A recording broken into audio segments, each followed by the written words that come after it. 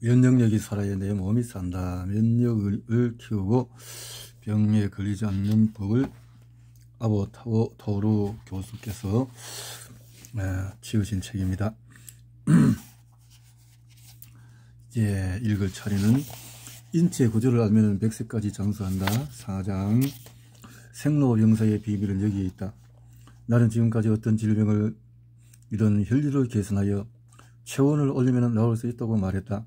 분명 몸을 따뜻하게 하면 종합적으로 면역력은 높아진다. 그러나 동시에 교감신경과 부교감신경의 균형이 필요하고 몸도 때때로 식혀주는 것이 좋다는 것을 깨달았다. 어떻게 생각한 계기가 되었던 것이 우리의 세포에서 이루어지는 해당계와 미토콘드리아계의 에너지 생성 시스템이다. 그러면 이 두 가지 에너지 생성 시스템이란 구체적으로 무엇일까?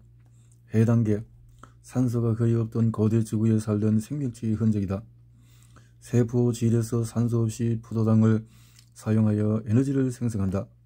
순발력이나 무산소 운동과 관련이 있다. 해당계에서는 세포 분열이 왕성하다.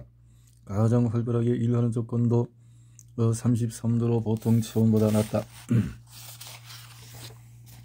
미토콘드리아계, 산소가 풍부해진 지구에서 태어난 새로운 생명체의 시스템. 세포 내의 미토콘드리아가 산소와 영양을 통해 또 구연산회로와 전자전달계에서 에너지를 생성한다. 지구력과 유산소 운동과 관련이 있다. 미토콘드리아가 풍부하게 존재하는 세포는 분열이 느리다. 가장 활발하게 일하는 조건은 보통 체온보다 조금 높은 38도다.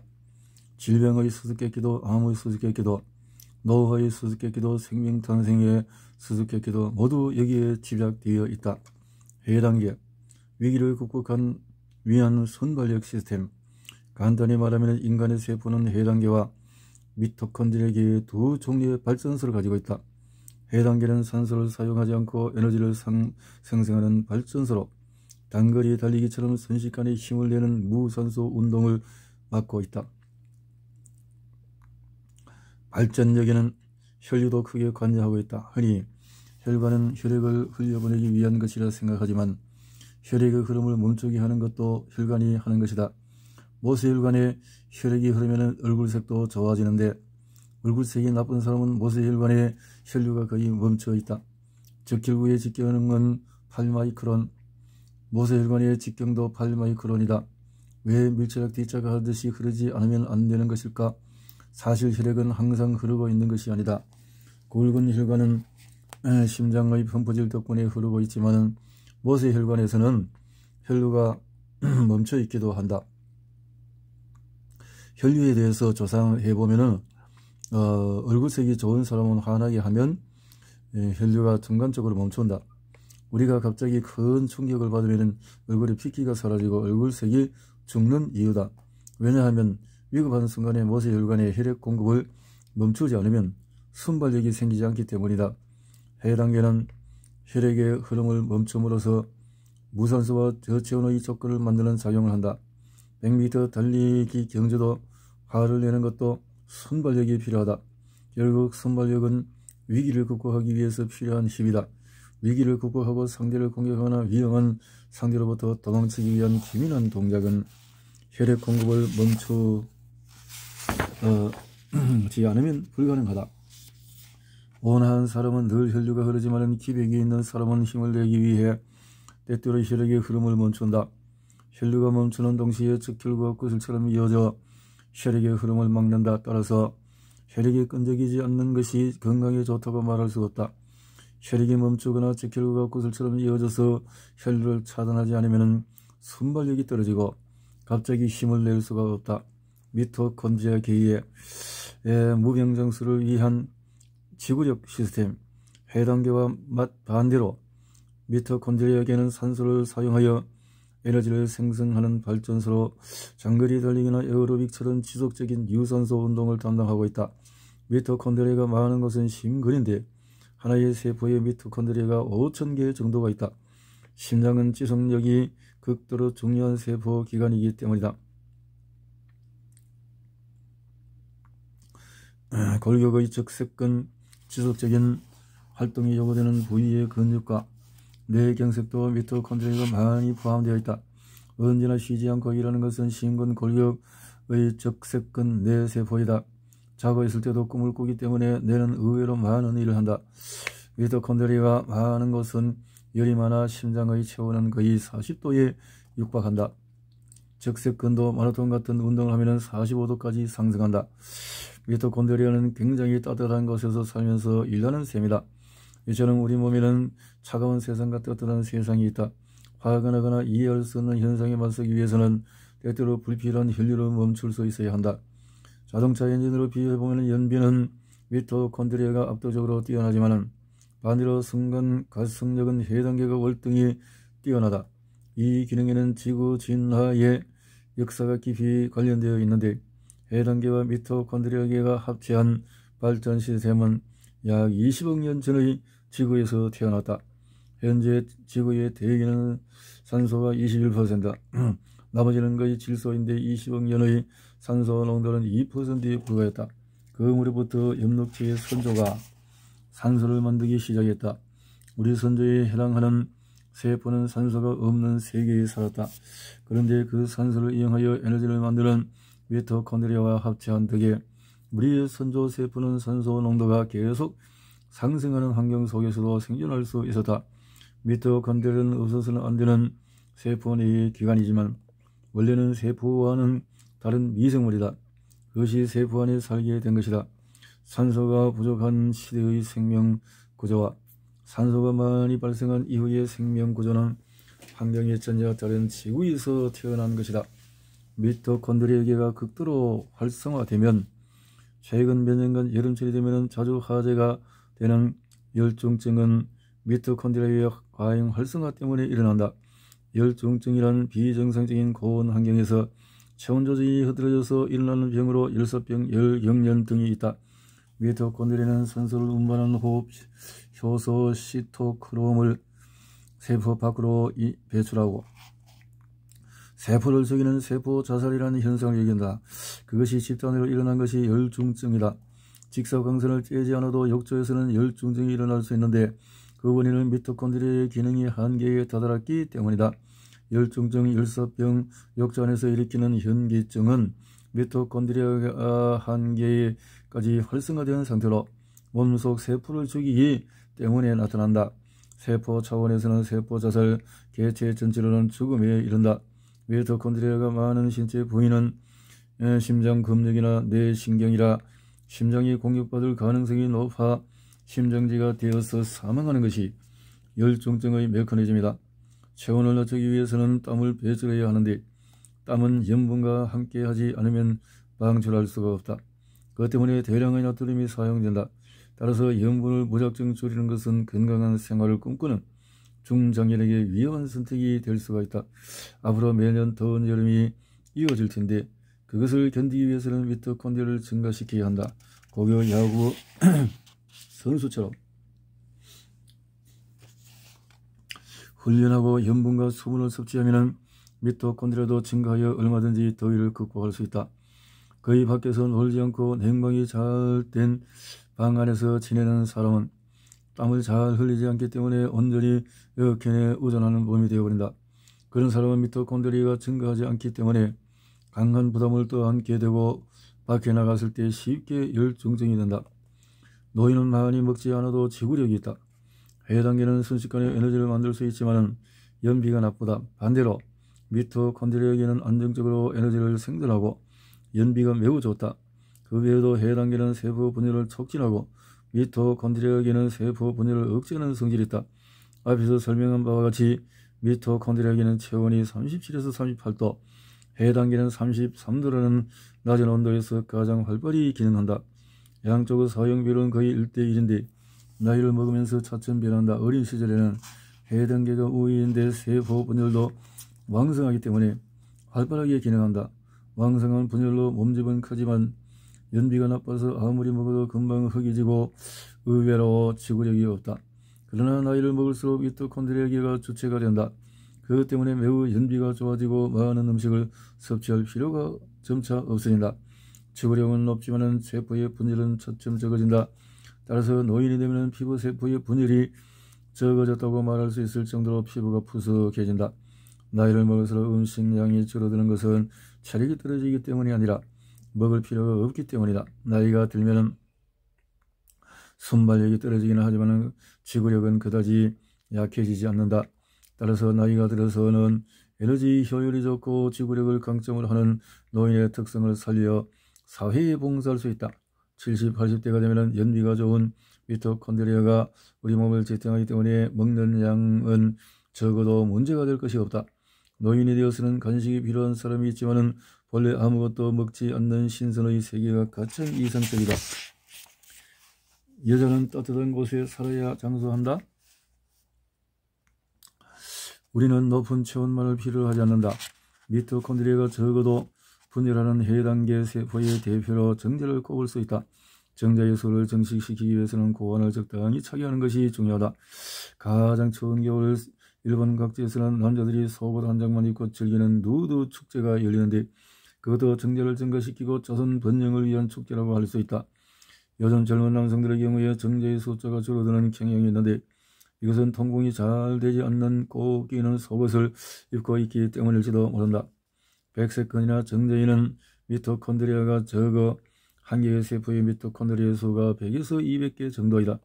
이런 맥락에서 뱃속의 태아는 해당계의 유리한 저산소 환경에서 미토콘드리아의 기능을 억제하면서 분열을 한다. 태아세포의 2분할, 4분할까지는 미토콘드리아가 많이 발견되지만 분열의 최종 단계 태아 성장기에는 미토콘드리아는 거의 발견되지 않는다. 저산소가 되어서 미토콘드리아의 기능이나 분열을 멈추기 때문이다. 포유동물은 어떻게 미토콘드리아의 작용을 억제할 수 있었던 것일까? 그것은 태반을 통해서 산소 분압을 낮추는 방법을 취했기 때문이다.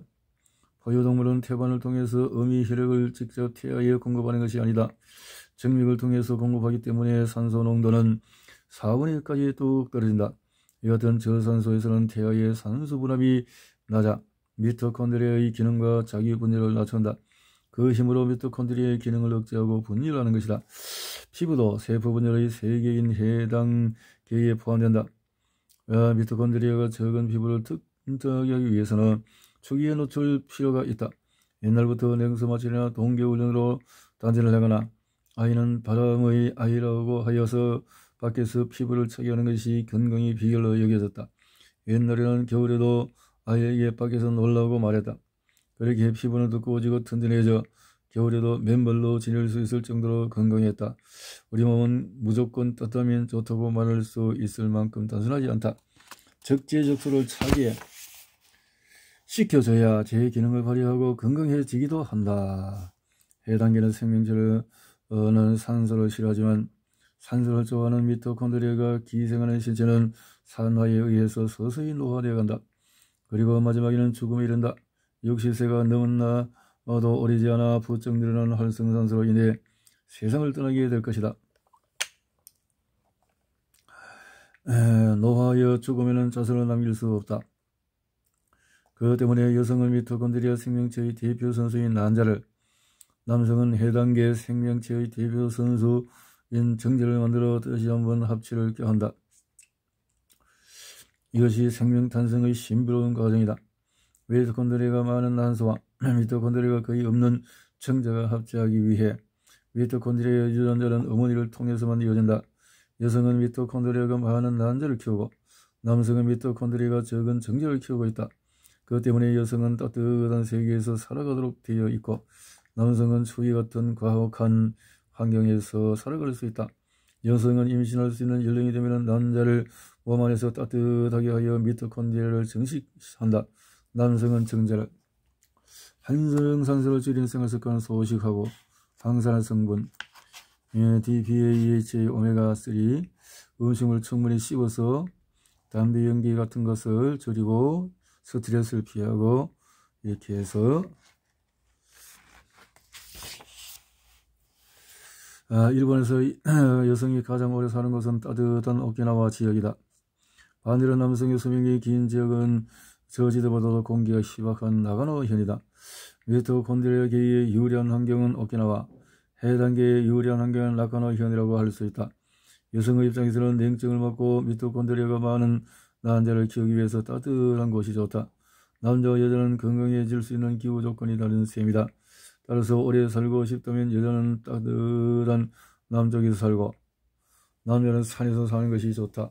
남자 여자는 이렇게 다른 시스템에 영향을 받는다.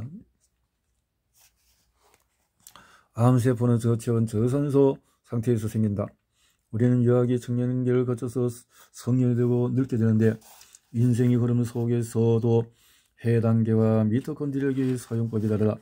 엄청난 순발력으로 뛰어다니는 아이는 해단계가 우위로 세포 분열도 빠르기 때문에 쑥쑥 성장하는데 해단계는 에너지 효율이 나빠서 많이 먹지 않으면 안 된다. 세 끼를 먹어도 부족하기 때문에 10시에 간식, 3시에 간식을 챙겨 먹어야 몸이 필요로 하는 에너지를 공급받을 수 있다. 세상에 숱하게 있는 건강법에도 하루 2끼가 좋다는 설과 아침밥을 꼭 먹고 3끼를 챙겨 먹는 것이 좋다는 설이 있지만 아이는 해단계이기 때문에 절대 아침밥을 거르면 안 된다. 아침밥에 간식까지 먹지 않으면 안 될 정도로 성장기에는 영양 섭취가 중요하다. 아동기에는 아침밥을 잘 챙겨 먹고 배가 고프면 간식을 먹는 것이 좋다. 그러나 성장기가 멈추는 15세부터 18세 정도가 되면 세포 분열은 피부나 골수, 장관 등이 한정된다. 이 시기는 해단계와 미토콘드리아가 1대1이 되는 20대부터 60대까지의 성인기이다. 이 시기에는 분발력도 있으면서 지구력도 있어 아무리 바빠도 충분히 견딜 수 있다. 해단계와 미토콘드리아가 균형을 이룬 시기에는 사람들이 한창 열심히 일하는데 이때 해단계에 치우쳐 있는 사람이 많다. 늦게까지 일한 뒤에 동료 직원들과 술을 곁들여 회식을 하고 자기 전에도 라면이나 과자로 군것질하는 사람이라면 해단계가 훨씬 우위를 점하게 된다.